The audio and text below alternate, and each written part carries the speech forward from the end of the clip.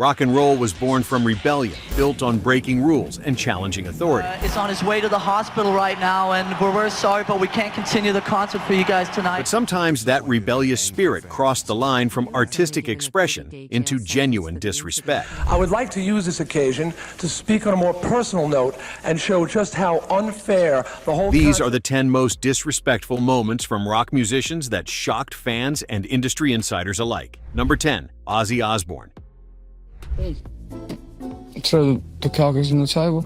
It was not a publicity, I was just out of my... The meeting at CBS Records headquarters should have been routine. 1981, and the newly solo Prince of Darkness was supposed to release 3 white doves as a peace gesture to executives. Instead, fueled by Brandy and his notorious unpredictability, Ozzy grabbed one dove and bit its head clean off, blood dripping from his lips. Security rushed toward him. He grabbed a second dove and repeated the act before they could drag him out. And everybody was like...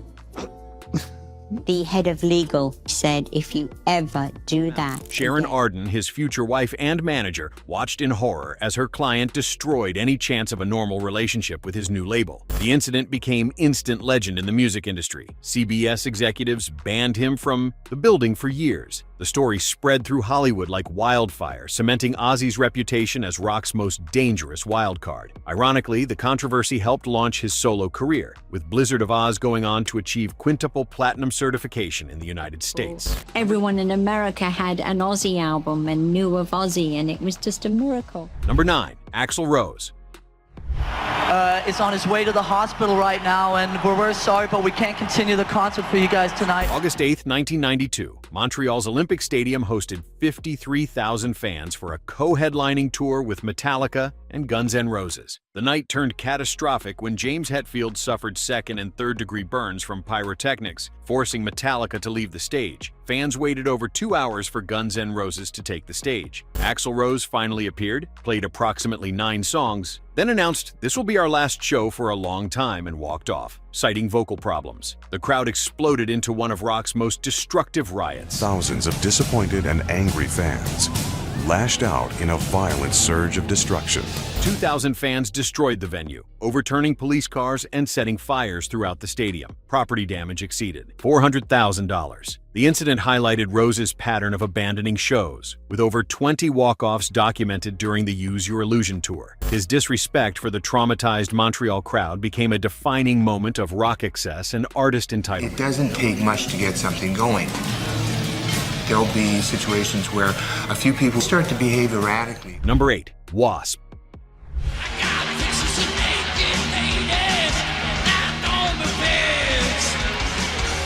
Blackie Lawless turned shock rock into confrontational theater during the mid-'80s. Their stage show featured a woman strapped to a medieval torture rack, while Lawless simulated horrific acts with a blade. "We emotionally raped audiences," Lawless later admitted in interviews. "No rock band did confrontational theater like us." The performances triggered nationwide protests from religious groups. Their single Animal landed on Tipper Gore's Filthy 15 list alongside Judas Priest and Black Sabbath. The Parents Music Resource Center specifically targeted WASP during the 1985 Senate hearings on explicit music content.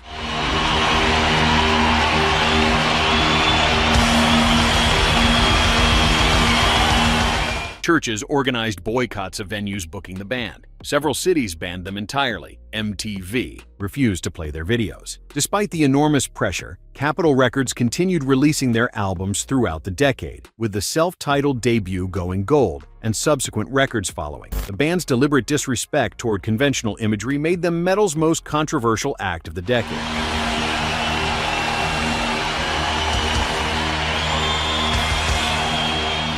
Number 7, Vince Neil. A DUI arrest overnight near the Las Vegas Strip. Police are not releasing details of Neil's arrest. December 8, 1984, Redondo Beach, California. Motley Crue's frontman had been drinking heavily at a party with Hanoi Rocks, the Finnish glam rockers touring America. Neil decided to make a liquor store run in his De Tomaso Pantera, with drummer Nicholas Razzle Dingley riding shotgun. Speeding through residential streets at 65 miles per hour, Neil lost control and slammed into an oncoming vehicle. Razzle died instantly at age 24. The two occupants of the other car suffered severe and lasting injuries. Neil was only given a 30-day jail sentence for the incident and got released 10 days early for good behavior. Neil served just 19 days of a 30-day sentence for vehicular manslaughter. He paid approximately $2.5 million in civil settlements and performed 200 hours of community service. Meanwhile, Motley Crue continued their Theater of Pain tour, reaching their commercial peak. Hanoi Rocks disbanded shortly after losing their drummer. The ultimate disrespect wasn't just the drunk driving, it was Neil's minimal consequences while a talented young musician lay dead. We don't want to get hit, so Governor Cuomo asked me to help him keep drunk drivers off the road. Number 6, Axl Rose. Hey, take that! Now, hit that guy and take that!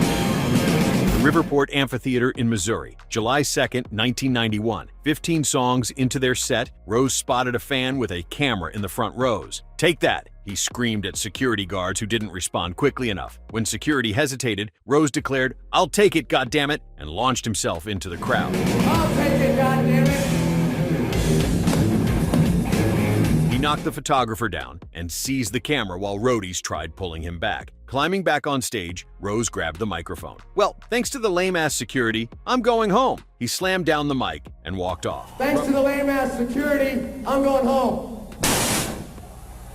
Roughly 3,000 fans rioted, causing approximately $200,000 in damage. 60 people were injured and dozens were arrested. Rose was charged with 4 counts of assault and 1 count of property damage. The incident epitomized his volatile relationship with audiences throughout Guns N' Roses' turbulent career.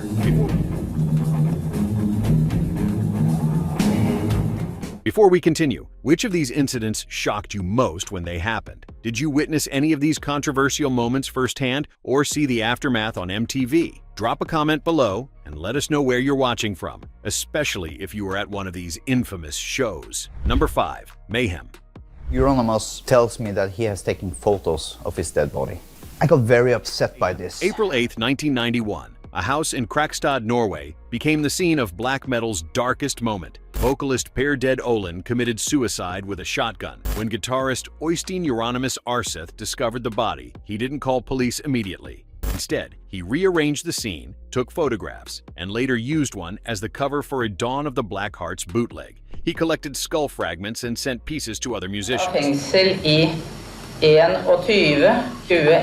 21 Morgan Hakinson of Marduk confirmed, receiving material from Euronymous. Band members later confirmed these stories were reality, not myth. In August 1993, bassist Varg Vikernes murdered Euronymous, stabbing him 23 times. The Norwegian black metal scene's complete disregard for human life and death shocked even hardened metalheads worldwide. Their actions transcended music, entering the realm of genuine evil. We had a different reaction on what happened. He almost felt like he was happy about it.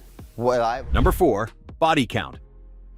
In his song, Cop Killer, Ice-T raps about a desire to murder police officers. Ice-T's thrash metal band released their self-titled album in March 1992, just as Los Angeles erupted over the Rodney King verdict. The track Cop Killer told the story from a police brutality victim's perspective, featuring lyrics about killing officers in revenge. Police unions nationwide demanded Warner Brothers recall the album. President George H.W. Bush publicly condemned the song during his re-election campaign. Law enforcement organizations added intense pressure through boycotts and protests. Now decided to pull Ice-T's Body Count album from all 300 of its record bar, tracks, and Turtle stores in 19 states because of the Cop Killer track. Time Warner faced boycotts from police organizations. Death threats poured into their offices. Shareholders revolted at annual meetings. After months of pressure, Ice-T voluntarily pulled the track from future pressings. "I didn't want my band to get hurt," he explained. The controversy proved metal could be just as politically dangerous as rap. Body Count's challenge to law enforcement created a cultural firestorm that reached the highest levels of government. They got a badge, and now they think they're motherfucking God. Do you know who I'm talking about, Denver?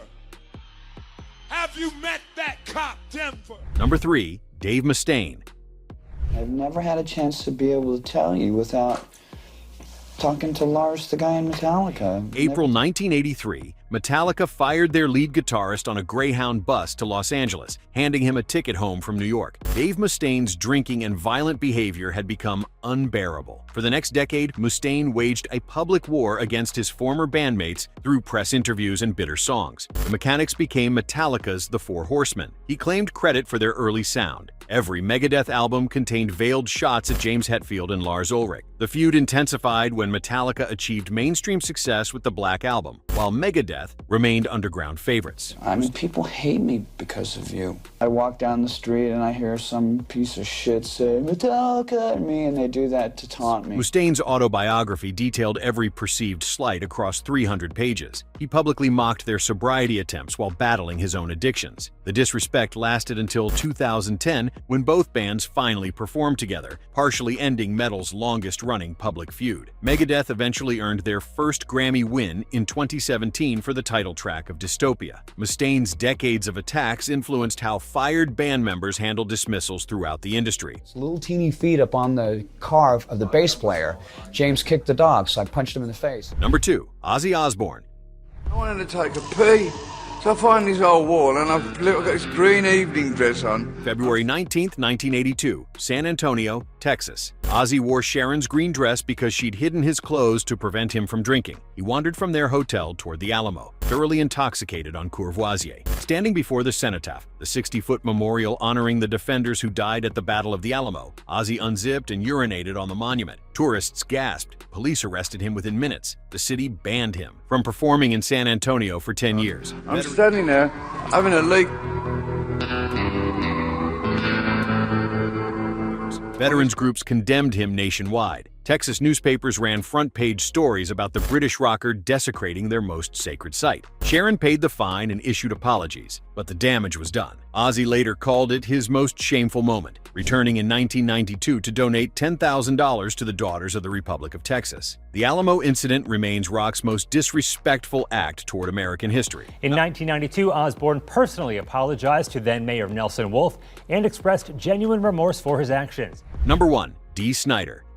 I seem to be the only person addressing this committee today who has been a direct target of accusations from the presumably responsible. September 19, 1985, Dee Snider sat before the United States Senate Commerce Committee in full Twisted Sister stage makeup and costume. The Parents Music Resource Center, led by Tipper Gore, had placed "We're Not Gonna Take It" on their Filthy 15 list. Senators expected an easy target. Instead, Snider delivered eloquent testimony defending artistic freedom, citing his beliefs and professional experience as a musician and parent. He systematically dismantled their arguments about corrupting youth. I would like to use this occasion to speak on a more personal note and show just how unfair the whole concept of lyrical interpretation and judgment can be. Senator Al Gore tried cornering him about the supposed sadomasochistic content in Twisted Sister's music. Snider calmly corrected the record, explaining that the song in question, Under the Blade, was actually about throat surgery, not the perverse themes the PMRC had alleged. When asked about his fans, he revealed many were straight-A students. The hearings backfired spectacularly, making Snider a First Amendment hero. Without a shadow of a doubt that everything they've accused me of has been wrong,